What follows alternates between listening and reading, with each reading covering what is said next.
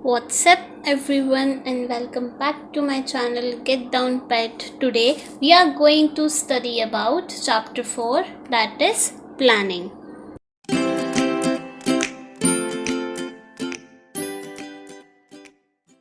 हमारा चैप्टर 4 है प्लानिंग। इसमें हम सारे प्लानिंग के कंसेप्ट, इम्पोर्टेंस, लिमिटेशन, वो process, then standing plans, objective, strategy, policy, rule, budget, program etcetera हम सब इस चैप्टर में पढ़ेंगे। ठीक है। और सबसे पहले प्लानिंग से आपका क्या हमें समझ आ रहा है प्लानिंग से, जैसे कि एक एग्जांपल लेते हैं थोड़ा सा ओवरव्यू करने के लिए कि पता चल जाए आपको, थोड़ा सा आइडिया हो जाए। जैसे कि देखिए XYZ एक मोबाइल मैन्युफैक्चरिंग ऑर्गेनाइजेशन है जिसको टारगेट मिला है कि उसको 10,000 जो कि मोबाइल फ़ोन्स हैं वो उसको मैन्युफैक्चर करने हैं और ABCD प्राइवेट लिमिटेड में ABC कंपनी है उसको इसको देने हैं विद इन 5 डेज़। तो ये उस टारगेट को किस तरीके से अचीव करेगी, उस टारगेट को किस तरीके से पूरा करेगी, तो उसके लिए सबसे पहले क्या करेगी, प्लानिंग। कि मैं इस टारगेट को, यानी कौन सी कंपनी प्लानिंग करेगी, XYZ, कि मुझे ये जो टारगेट मिला है विद इन 5 डेज़ मुझे ये कंप्लीट करना है, और कंप्लीट करने के बाद किसको देना है, ABC कंपनी को। तो मैं इस टारगेट को किस तरीके से करूँ, तो वो क्या हो जाता है, प्लानिंग। अब प्लानिंग क्या होता है एज अ बिजनेस में, ये होता है कि हमें एडवांस में ही सोचना कि हम क्या करें एंड कैसे करें। ठीक है, thinking in advance, what is to be done and when is to be done. कब करें, कैसे करें, ठीक है, कहाँ करें, कब से शुरू करें, ठीक है, किससे वो काम हम करवाएं। ये सारे जो चीज़ें आती हैं वो किस में आती हैं, प्लानिंग में। कि कब हमें किस, जैसे कि हमें 5 डेज़ का मिला है टारगेट, ठीक है, 5 डेज़ हमें मिले हैं, तो हम उन 5 डेज़ में क्या क्या करें, ठीक है, कब कब करें, कैसे करें और किससे वो काम हम अपना करवाएं। तो ये क्या कर देती है कि 5 डेज़ यानी फ्यूचर की बात होगी, तो इसने पहले से ही एक ब्रिज सेटअप कर लिया। ठीक है, प्रेजेंट सिचुएशन में एंड द फ्यूचर सिचुएशन में ये एज अ ब्रिज काम करता है कि हमने पहले से ही सोच लिया है कि हम कब करेंगे, क्या करेंगे, कैसे करेंगे, किससे करवाएंगे। ठीक है, planning involves setting objectives and deciding in advance the appropriate course of action to achieve these objectives. So we can also define planning as setting up of objectives and targets and formulating an action plan to achieve them. कि ये सारी करने ना और एक action plan बनाना कि हम उनको अचीव कैसे करें। ये पहले से इनको ये टारगेट आया, इनको ये आया ऑर्डर कि हमें 10,000 मोबाइल्स बनाने 5 डेज़ के अंदर। तो अब ये एडवांस में ही सोचने लग जाएंगे कि हम उसको कैसे करें, कब से शुरू करें, ठीक है, क्या हम करें और किससे हम उसको करवाएं। तो वो सब क्या हो जाता है, हमारा प्लानिंग। ठीक है, नाउ इसकी डेफिनेशन क्या हो जाएगी कि ऑब्जेक्टिव्स को सेट करना और एक एप्रोप्रिएट कोर्स ऑफ एक्शन को बनाना, ये सारे ऑब्जेक्टिव्स को पूरा करने के लिए। कौन से ऑब्जेक्टिव्स को, और जो भी ऑर्गेनाइजेशन है, जो भी आपकी ऑर्गेनाइजेशन है, कुछ भी उसका नाम हो सकता है, जैसे ये XYZ थी, तो इसका जो भी गोल था उसको, उसके लिए कुछ ऑब्जेक्टिव्स को करना और एप्रोप्रिएट कोर्स ऑफ एक्शन को डेवलप करना इस ऑब्जेक्टिव को पूरा करने के लिए जो भी कंपनी का है। ठीक है, setting objectives for a given time period, formulating various course of action to achieve them and then selecting the best possible alternative form for the different course of action. इसमें बहुत सारे वर्ड्स ऐसे होंगे जो आप कंफ्यूज हो रहे होंगे, बट कोई बात नहीं, हम उसको आगे अभी इस चैप्टर में कवर करेंगे तो आपको बहुत अच्छे से सब कुछ समझ आ जाएगा। ठीक है,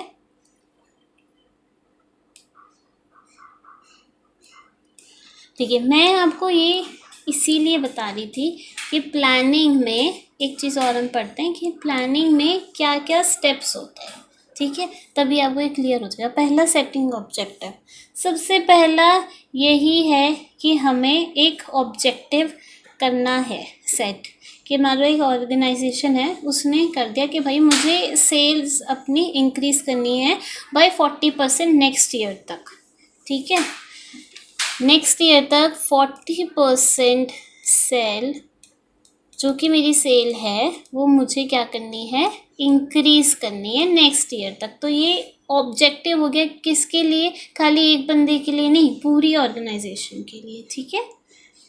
नाउ नेक्स्ट स्टेप जो आ जाता है दैट इज डेवलपिंग प्रीमिसेस।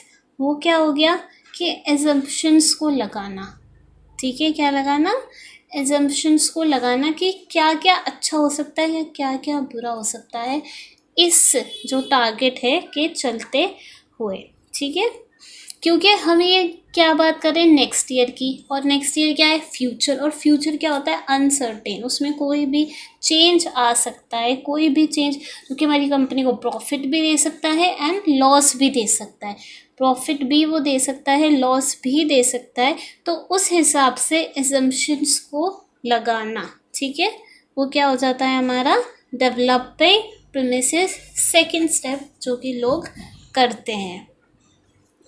और यहाँ पे एक और इसमें वर्ड आता है कि ये एजम्पशंस जो मेड होती हैं वो किसकी फॉर्म में मेड होती हैं, फोरकास्ट की। ये एजम्पशन जो भी ऑर्गेनाइजेशन बनाती है वो किसके थ्रू बनाती है, इसकी, और फोरकास्ट के थ्रू वो बनाती है। नाउ फोरकास्टिंग होता क्या है, वो इम्पोर्टेंट होता है प्रीमिसेस को डेवलप करने में। ये एक ऐसी टेक्निक है जिसके थ्रू हम इंफॉर्मेशन को गैदर कर सकते हैं, ठीक है, एंड उसको हम demand for a particular product कर सकते हैं, या फिर गवर्नमेंट में कोई पॉलिसी चेंज हुआ या इंटरेस्ट रेट हमारा बढ़ा, टैक्स रेट बढ़ा, जो भी हुआ हम इसके थ्रू उसको पता लगा सकते हैं। ये एक टेक्निक है जिनसे हम इन सब चीज़ों के बारे में जो भी फ्यूचर में हम अपने माइंड में लेके चलते हैं कि इन चीज़ों में चेंजेस आ सकता है, उसके बारे में इंफॉर्मेशन कलेक्ट कर सकते हैं। तो दैट इज़ फोरकास्टिंग। तो ये अगर आपके एग्ज़ाम में आए कि डेवलपिंग प्रीमिसेस हम किसके थ्रू करते हैं, तो फोरकास्ट, एंड फोरकास्टिंग क्या है, तो ये एक इम्पॉर्टेंट फिनोमेना है, टेक्निक है, जिसके थ्रू जो प्रीमिसेस हैं वो डेवलप होती हैं और हम इंफॉर्मेशन ले सकते हैं किसी भी कोई पर्टिकुलर प्रोडक्ट जो डिमांड में है, या कोई भी गवर्नमेंट की पॉलिसी में चेंज आया है, टैक्स में चेंज आया है, इंटरेस्ट रेट में चेंज आया है, एट्सेट्रा, ठीक है। अब यहाँ से हम मीनिंग ऑफ प्लानिंग, यहाँ से ये जो हमने पढ़े हम उनको एक बार रिकॉल करते हैं, ठीक है। क्या फर्स्ट क्या सोचा हमने, थिंकिंग इन एडवांस, पहले से ही सोचना कि क्या क्या हो सकता है, ठीक है। इन्वॉल्व चॉइस, अब हमने जो सोचा उसमें हमें क्या क्या चीज़ें लगेंगी वो चॉइस को करना। Third, whenever more than one alternatives are given and one is selected, whenever more than one alternatives are given and one is, बहुत एक ही चीज़ के बहुत सारे मान लो कोई भी यही चीज़ थी, ठीक है, इन्होंने ये रखा कि हमें 40% नेक्स्ट ईयर तक बढ़ाना है, तो ये कैसे कैसे बढ़ाना है उसके इन्होंने कुछ वन ऑल्टरनेटिव्स ले ली और कुछ एक से ज़्यादा ऑल्टरनेटिव्स लिए और उनमें से कुछ सिलेक्ट कर लिए। Then primary function, primary means सबसे पहला function, then base of all functions, इसी के बेस पे सारी नीचे की चीज़ें होती हैं, जैसे ऑर्गेनाइजिंग, स्टाफिंग, डायरेक्टिंग, कंट्रोलिंग, ये सारी चीज़ें जो हैं वो इसके बाद ही होती हैं। और ये एज अ बेस, अगर मेरी प्लानिंग ही ख़राब है तो बाकी की नीचे की चीज़ें तो ऑटोमेटिकली ख़राब हो ही जानी है, ठीक है। तो ये एज अ बेस है किसका, of all the function, and standard of controlling है। स्टैंडर्ड ऑफ कंट्रोलिंग कैसे है, क्योंकि मैं प्लानिंग ख़राब करूँगी तो मेरी कंट्रोलिंग तो ख़राब हो ही जानी है। तो ये दोनों क्या है, प्लानिंग के साथ साथ कंट्रोलिंग होती है कि हम उस चीज़ को किस तरीके से करें, ठीक है। स्टैंडर्ड ऑफ कंट्रोलिंग आपका तभी बढ़ेगा जब आपकी प्लानिंग बहुत अच्छी सी होगी। और प्लानिंग हमें किस तरीके से करनी चाहिए, इनोवेटिव आइडियाज़, ये नहीं कि कोई भी घटिया सी प्लानिंग हमने कर दी अपनी ऑर्गेनाइजेशन के लिए, नहीं, हमें कौन सी प्लानिंग करनी चाहिए जो हमारी कंपनी के प्रॉफिट को सिर्फ और सिर्फ इंक्रीज करे, डिक्रीज नहीं करे। तो हमने ये पढ़ लिया कि एडवांस में सोचना कि हम क्या करें, क्या किसको हम ले, कब करें, ठीक है। एंड फिर उसके बारे में टारगेट सेट कर लेना, फिर उसके ऑल्टरनेटिव्स को, चॉइसेस को ढूंढना। फिर ये प्राइमरी फंक्शन है, ये बेस है सारे फंक्शंस का, ये स्टैंडर्ड फॉर कंट्रोलिंग है, देन इनोवेटिव आइडियाज़ हम इसमें लेके आए। अब हम पढ़ते हैं features, nature, characteristics of planning कि ये होता क्या है। ये ऑब्जेक्टिव की तरफ कंट्रीब्यूट करता है। ऑब्वियसली प्लानिंग, हम कोई भी ऑर्गेनाइजेशन है वो प्लान कर रही है तो वो एक ऑब्जेक्टिव आगे फ्यूचर में सोच के चल रही है कि हाँ नेक्स्ट ईयर में उसको 40% सेल, अपनी जो कि सेल टारगेट है वो उसको इंक्रीज करना है। तो ये, और फिर वो उस हिसाब से प्लान करती है। तो वो क्या हो गया, यहाँ थी उसकी पोजीशन, उनको यहाँ आना था। मतलब उनकी जो उनकी सेल होती थी वो होती थी 20%, लेकिन अब उनको करनी कितनी है, 40%, ठीक है। प्लानिंग से इन्होंने वो अपना गोल अचीव किया, तो उसका क्या हो गया, contributes to objectives. Planning contribute करती है, प्लानिंग अच्छी हो तो वो हमें हमारा ऑब्जेक्टिव पूरा करने में हेल्प करती है, ठीक है। हम प्लानिंग को कभी भी ऑब्जेक्टिव के बिना सोच ही नहीं सकते, ऑब्जेक्टिव तो होना ही चाहिए उसमें, ठीक है। नेक्स्ट है प्राइमरी फंक्शन ऑफ मैनेजमेंट, मतलब सबसे पहला फंक्शन मैनेजमेंट का प्लानिंग ही है, बाकी सब उसके बाद ही आते। सबसे पहले तो मैं, कोई भी ऑर्गेनाइजेशन है वो पहले, सबसे पहले देखिए, मान लीजिए ABC एक कंपनी है, ठीक है।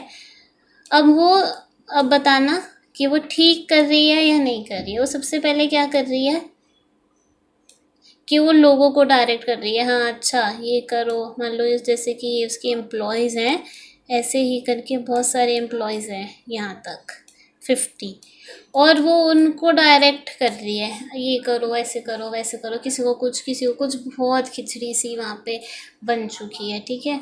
किसी को कुछ समझ नहीं आ रहा है, तो क्या वो सही है, नहीं। सबसे पहले इस कंपनी ने जो प्रोसेस अपनाया, दैट इज़ डायरेक्टिंग, वो गलत था। डायरेक्टिंग तभी इफ़ेक्टिव है जब कंपनी के पास कोई ऑब्जेक्टिव कंपनी ने सेट कर रखा है, और वो ऑब्जेक्टिव सेट किसकी हेल्प से करेगी, प्लानिंग की हेल्प से। तो अगर उसने प्लानिंग कर रखी है, राइट, प्लानिंग कर रखी है कि मुझे क्या करना है, ऑब्जेक्टिव सेट है, तभी फिर उसके बाद ऑर्गेनाइजिंग, स्टाफिंग, देन डायरेक्टिंग, तब वो डायरेक्ट उसको कर सकती है। तो ये क्या होता है, एज अ प्राइमरी फंक्शन। ये एक प्राइमरी फंक्शन, सबसे पहला फंक्शन है जो कि हर एक मैनेजर को ऑर्गेनाइजेशन में करना चाहिए। बिना इसके कोई भी मैनेजर किसी भी फंक्शन को एग्जीक्यूट नहीं कर सकता है, क्योंकि सारा ऑब्जेक्टिव ही प्लानिंग के बेसिस पे होता है, और बाकी सारे फंक्शन भी प्लानिंग के बेसिस पे ही चलते हैं, क्योंकि प्लानिंग क्या सेट करती है, ऑब्जेक्टिव। और कोई भी फंक्शन है किसके बेसिस पे चलेगा, ऑब्जेक्टिव के बेसिस पे ही। तो ये क्लियर है कि वो किस तरीके से कंट्रीब्यूट करती है ऑब्जेक्टिव के थ्रू, एंड वो कैसे प्राइमरी फंक्शन ऑफ मैनेजमेंट है। अब हम पढ़ेंगे परवेसिव मीन्स हमेशा टॉप लेवल ऑफ मैनेजमेंट से लोअर लेवल ऑफ मैनेजमेंट तक planning her level of management में, हर लेवल ऑफ ऑर्गेनाइजेशन में, किसी भी टाइप की ऑर्गेनाइजेशन में, चाहे वो स्मॉल ऑर्गेनाइजेशन है, बिग है, सर्विस है, नॉन सर्विस है, प्रॉफिट है, नॉन प्रॉफिटेबल है, कोई भी ऑर्गेनाइजेशन है, चाहे वो टॉप लेवल ऑफ मैनेजमेंट है या लो लेवल ऑफ मैनेजमेंट है, कोई सा भी मैनेजमेंट लेवल है, प्लानिंग परवेसिव है और रिक्वायर्ड होती है, ठीक है। हर एक कोई उसको परफॉर्म करता है। Formation of major plan and framing of overall policies is the task of top level management. सारी पॉलिसीज़ को देखना, टास्क को करना है, बाकियों का उस पे खरे उतरना है। तो फिर जो कि लोअर लेवल ऑफ मैनेजर हैं वो भी प्लान बनाते हैं कि उन छोटी मोटी एक्टिविटीज़ को वो कैसे करें, जो कि उनकी डे टू डे एक्टिविटीज़ है वो उसको किस तरीके से करें कि ऑब्जेक्टिव जो है ऑर्गेनाइजेशन का वो फुलफिल हो सके। तो ये भी वहाँ पे क्या कर रहे हैं, प्लानिंग कर रहे हैं। तो प्लानिंग परवेसिव है हर टाइप ऑफ ऑर्गेनाइजेशन में, हर लेवल ऑफ मैनेजमेंट में वो ज़रूरी इम्पॉर्टेंट होती है। Then planning is futuristic, means कि फ्यूचर हमें आगे देख के, जैसे कि जो फ्यूचर है 1 साल में 2 साल में, उस हिसाब से हमें प्लानिंग हमेशा अपनी करनी पड़ती है। ठीक है, पास्ट के बेसिस पे हम अपनी प्लानिंग नहीं कर सकते। पास्ट के बेसिस पे हम सीख सकते हैं कि हमने ये मिस्टेक्स पिछली बारी प्लानिंग में की थी, तो अब हम उन मिस्टेक्स को ना करें। ठीक है, एजम्पशंस हम लगाएं फ्यूचर के बारे में कि क्या हो सकता है, क्या नहीं हो सकता है, आगे देखें कि हाँ किस चीज़ में चेंज आ सकता है। जैसे मैंने आपको बताया कि फोरकास्टिंग के थ्रू देखें कि किस में चेंज आ सकता है, किस में नहीं आ सकता है। ठीक है, तो क्या होती है फ्यूचरिस्टिक, वो सारी प्लानिंग हमारी डिपेंड किस पे होती है, फ्यूचर पे। तो उसका हमें ध्यान रखना वो बहुत इम्पॉर्टेंट है। देन प्लानिंग इज़ कंटिन्यूस, ये नहीं कि प्लानिंग हमने एक बार बना दी ख़त्म, नहीं। जब हमारा ऑब्जेक्टिव हो गया एक पूरा तो दूसरी प्लानिंग चलती है, फिर तीसरी, तो वो कभी एंड नहीं होती है कि प्लानिंग कभी एंड नहीं होती, वो एक कंटिन्यूस प्रोसेस है। ठीक है, जैसे कि if the plan is made during the boom period and during its execution there is depression period, then planners have to make changes according to the condition. अब हमने एक प्लान बनाया कि हम करेंगे, पर कुछ भी चीज़ की वजह से वो फुलफ़िल नहीं हो पाया फॉर एग्ज़ाम्पल, तो हमें उसको उस हिसाब से चेंज करना पड़ेगा कंडीशन देख के। तब भी हम क्या कर रहे हैं, प्लानिंग। तो प्लानिंग कभी भी हमारी एंड नहीं होगी, वो एक कंटिन्यूस प्रोसेस है। Then it involves decision making. कोई भी एक, जैसे कि एक है for example top level of management ही खाली खुद से डिसीजन सारे नहीं ले सकता है, उसको हर एक की राय, हर एक का सबको अपना अपना देने की वो होती है कि हम अपनी राय दें, अपना आइडिया दें कि जो भी और प्लानिंग में सक्सेसफुल हो सके, जिसकी मदद से हम अपना ऑर्गेनाइजेशन ऑब्जेक्टिव जो है वो फुलफ़िल कर सकें। We cannot imagine planning in absence of choice, because in planning, function managers evaluate various alternatives and select the most appropriate. अब जब सबकी चॉइस मिलती है तो हमारे पास चॉइसेस बहुत सारी हो जाती है, और जब बहुत सारा अल्टरनेटिव होता है तो सबकी चॉइसेस, सबकी रजामंदी से, सबको जो अच्छा लगता है उसमें से हमें बेस्ट सिलेक्ट करते हैं। तो वो क्या इन्वॉल्व करती है, decision making. Then planning is mental exercise. Now अब प्लानिंग मेंटल एक्सरसाइज कैसे, उससे मेंटल एक्सरसाइज कैसे होती है, क्योंकि ये हमारे माइंड को इन्वॉल्व करती है, उसको बोलती है कि भाई हम अपने माइंड पे हम प्रेशर लेते हैं कि हम क्या सबसे अच्छा ऑब्जेक्टिव सेट कर सकते हैं, कैसे हम उस ऑब्जेक्टिव को पूरा कर सकते हैं। ठीक है, ये एक इंटेलेक्चुअल एक्टिविटी हो जाती है, थिंकिंग, जो कि हम सोचते हैं कि हम टास्क को किस तरीके से करें, कौन सा एक्शन हम लें अपनी ऑर्गेनाइजेशन के लिए। तो वो उस हिसाब से क्या हो जाती है, मेंटल एक्सरसाइज। ठीक है, क्योंकि इसमें असम्पशंस लगती हैं, प्रेडिक्शंस लगती हैं रिगार्डिंग द फ्यूचर। ठीक है, हम स्कैन करते हैं पूरी तरीके से एनवायरनमेंट को। ठीक है ना, एनवायरनमेंट, तो वो क्या करती है, हायर लेवल ऑफ इंटेलिजेंस उसमें लगती है, जिसकी मदद से हमारी क्या होती है, मेंटल एक्सरसाइज। ठीक है, हायर लेवल ऑफ इंटेलिजेंस लगने की वजह से, क्योंकि हम उसमें एजम्पशंस, प्रेडिक्शन सब कुछ सोचते हैं, सारे एनवायरनमेंट को स्कैन करते हैं कि फ्यूचर में क्या हो सकता है, क्या नहीं हो सकता है, एक ऑब्जेक्टिव सेट करते हैं, पूरा प्लान बनाते हैं, प्रेजेंट से लेके फ्यूचर सिचुएशन तक का एक ब्रिज सेट करते हैं। तो ये इसमें क्या होता है, हाई लेवल ऑफ इंटेलिजेंस का यूज़ होता है, जिसकी मदद से हमारी मेंटल एक्सरसाइज होती है।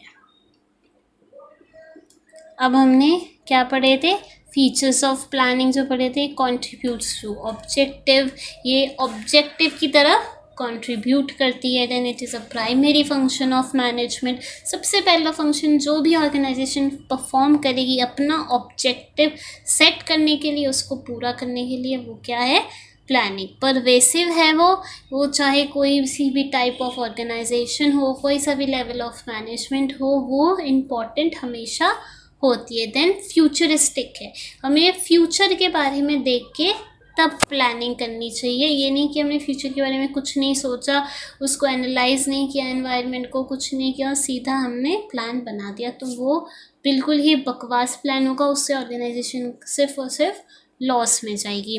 देन कंटिन्यूस प्रोसेस है, वो ये नहीं कि हमने एक बार प्लान बना दिया ख़त्म हो गया, नहीं, जो भी इन्वायरमेंट में चेंज आएगा हमें वो उस हिसाब से अपनी प्लानिंग दोबारा भी चेंज करनी पड़ सकती है। क्योंकि प्लानिंग में हम फ्यूचर का सोचते हैं, सबसे राय लेते हैं, हमारे पास बहुत सारे ऑल्टरनेटिव्स हो जाते हैं, उनमें से बेस्ट सिलेक्ट करना, ठीक है। किसी भी प्लान में हमने बनाया, उसमें से हमने बेस्ट सिलेक्ट करना, वो कब पॉसिबल हो सकता है, डिसीजन मेकिंग से। और वो लास्ट वन है कि वो एक मेंटल एक्सरसाइज है। क्यों? क्योंकि हम उसके बारे में फ्यूचर में सोचते हैं, उसकी एजम्पशंस के बारे में, प्रेडिक्शंस के बारे में, जो कि क्या कंट्रीब्यूट करती हैं, हाई लेवल ऑफ इंटेलिजेंस। इसकी मदद से क्या होती है, हमारी mental exercise.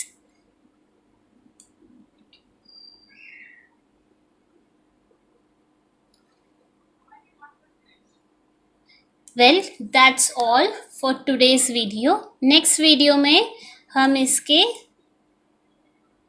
Importance, significance of planning and then the limitation of planning, ये सब कवर कर देंगे, ठीक है। अभी तक हमने सिर्फ प्लानिंग पढ़ा एंड फीचर्स ऑफ प्लानिंग को अच्छे से पढ़ा। अब मैं यहाँ से आपको पहले नेक्स्ट वीडियो में सिर्फ इन्हीं तक के MCQs प्रोवाइड करवाऊँगी, शॉर्ट नोट्स प्रोवाइड करवाऊँगी, ठीक है। देन हम आगे का पढ़ेंगे। Okay, till then bye bye, keep watching and keep learning.